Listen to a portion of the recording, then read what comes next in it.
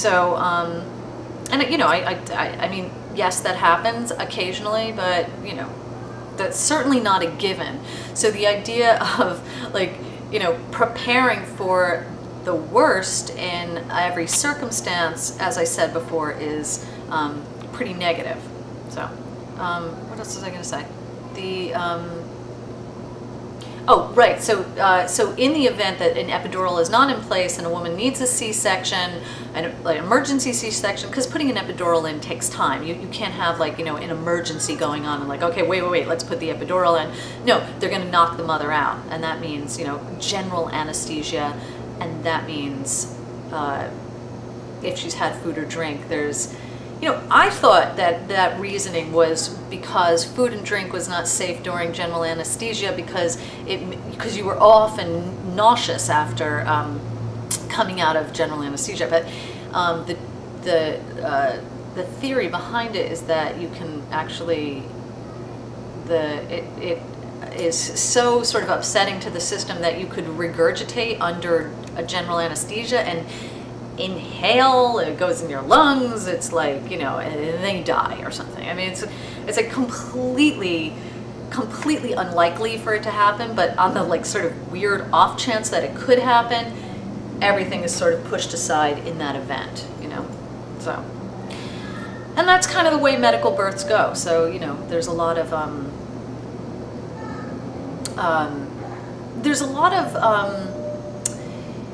preparation for the worst and covering all possibilities for potential malpractice, lawsuits, etc. Because I mean, that's really what it comes down to, and that's one of the reasons why midwifery is gets you know, I don't want to say gets a bad rap, but it's difficult for midwives to exist in this country because malpractice insurance is so high, and because they can't really fight against that. I mean, there's, you know, it's having a practice outside of the setting of a hospital brings about its own potential problems and potential lawsuits and so on and so forth. And you know, you really have to be sort of on board with that if you're going to go into it. If you're going to go into it in that sense. So, what was I saying? I feel like I lost my train of thought. Hold on. Pause for a second.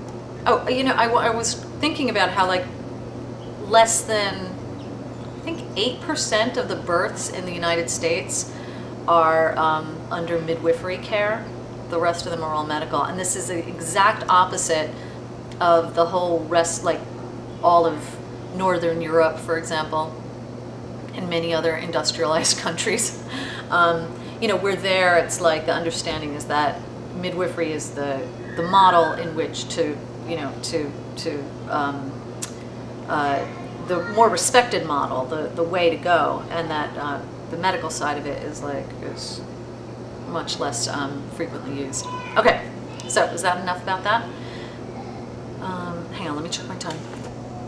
I blabbed for a long time about that. Uh-oh, here come the urchins. What's up? Hi. Oh, no. It's exhausting, you know, the belligerence of a 4-year-old. I don't know, I don't really have any advice about that. I'm not really good with that kind of thing. And I don't really like reading those like how-to books, you know.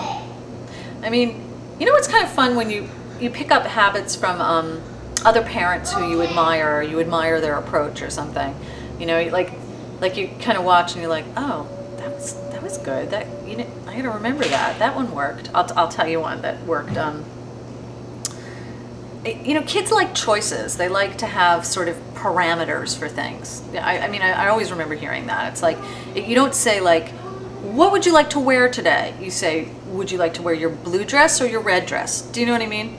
So, my friend was saying how, like, you know, trying to get a kid out of an environment that they're having fun in, whether it's like a play date or, I don't know, anything that they're doing that you need to stop doing for whatever reason and like carry on, you know, to say, do you want to leave now or do you want to leave in 10 minutes? depending on the age the kid is, you know, they understand like the 10 minutes is the better choice. So then you're giving the choice, but it still suits your needs, you know? So I think that's like, really that's what a lot of it comes down to, you know, fitting in the sort of parameters and the choices. Otherwise, we just seem like, you know, these like evil dictators, you know, where we're just like, you know, no, because I said so. We're doing it now. Nah, nah, nah. You know, I mean, that's kind of how kids see it, because we can't necessarily explain why we have to do things, or they don't care about our explanation. You know, it's late. We have to go home. We have to have dinner. So and so needs to go to sleep. They don't care about that stuff. They just irrelevant. So the other thing I think is kind of funny is how my kids really respond to rules, you know, and I'm not like a big rule person. So that was a bit of a wake-up call in parenting for me, where I realized that, well, two things happened. One was a babysitter who had very specific rules about things, and my girls came home loving that. They were like, oh, well, the rule there is blah, blah, blah, blah, blah, you know. Okay, one of the rules was that you ate your vegetables before your meal, something like that, you know, and okay, that's a good rule. Well, we'll try to do that. Another thing was that a friend of mine made up a whole list of rules with the sort of input from the kids themselves. So, you know, you take a big piece of paper and you write out the rules, and, you know, there are all the things that, you know, you don't want to deal with as a grown-up, like no whining, no shouting from room to room, sharing, no peeing on the floor, that was one of them, and blaming it on the cat. That actually did happen. But I think because they were a part of creating the rules, they really liked adhering to them. And then when they forgot, because I mean, obviously what 4 or 6-year-old is not going to forget, or is going to forget that they're not allowed to whine. When you remind them, it's like, that's one of the rules, no whining. They kind of, you know, it's like, oh yeah, that's right. It's like they sort of agreed upon it. And actually, now that I'm saying it, it sounds awful. It sounds an awful like, sounds, it would be great if I could speak.